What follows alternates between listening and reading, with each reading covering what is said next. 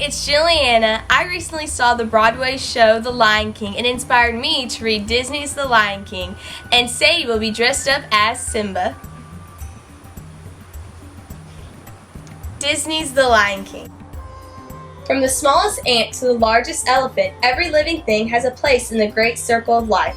Mufasa's place was as king of the lions. Sarambi was the queen, and their newborn cub Simba would one day take his father's place as the Lion King. But on this day, little Simba rested in the hands of the wise baboon Rafiki, who sprinkled the cub with dust and welcomed the future king to the great circle of life. Mufasa's brother Scar did not attend the ceremony. He was not happy that Simba was next in line to rule the Pride lands, for Scar had always wanted to be king. Time passed and Simba grew.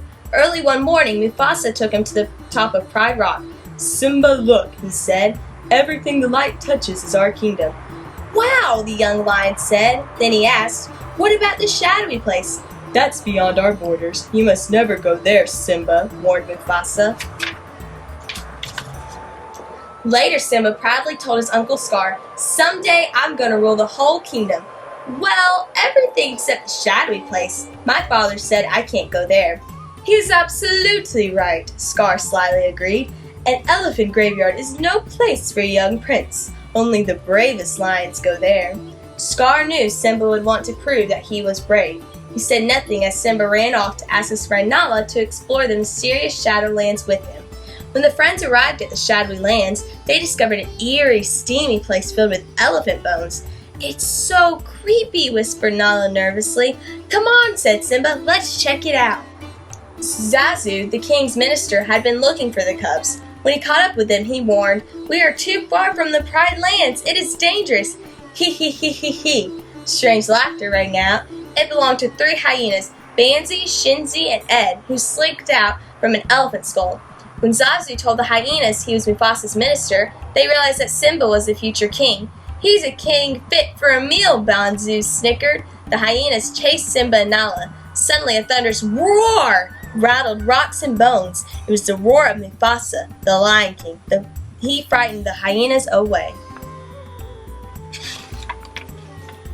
That evening, Mufasa had a talk with Simba.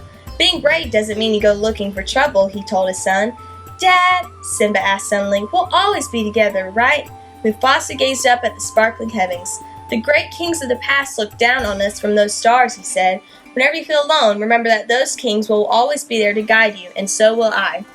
Although Scar was angry with the hyenas for letting Simba go, he made a bargain with them. If they helped make him king, they could have run the Pride lands. So Scar brought Simba to a vast gorge and promised the cub a wonderful surprise if he would just wait on a certain rock. Scar then signaled the hyenas. The surprise turned out to be a stampeding herd of wildebeest, with the hyenas urging the herd on. The earth trembled. The wildebeest ran into the gorge, heading straight for Simba. He sought safety in a tree, but the branch bent under his weight. Just before Simba would have fallen beneath the pounding hooves, Mufasa grabbed him and carried him to a rocky ledge. Then, through the thick, swirling dust, Simba saw his father disappear under the thundering herd. When the stampede had passed, Simba found his father lying lifeless at the foot of a cliff. What Simba did not know was that Scar had pushed his brother off the rock. "If it weren't for you, the king would still be alive," lied Scar, appearing at Simba's side. "He tried to save me," said the cub, sobbing. "It was an accident." "Run away," Simba, Scar advised. "Run away and never return." Scar watched as Simba ran away. Then he sent his hyenas to kill him.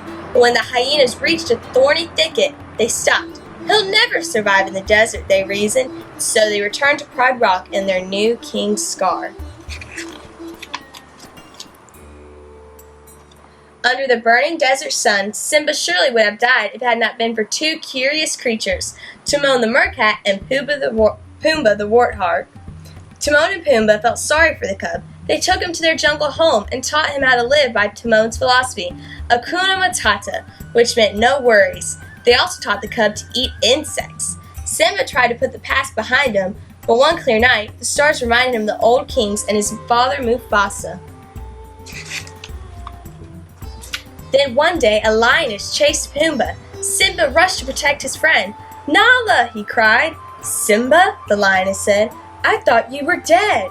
The friends embraced. Then Nala told Simba that under cruel King Scar, the Pride lands had become barren and the animals were starving.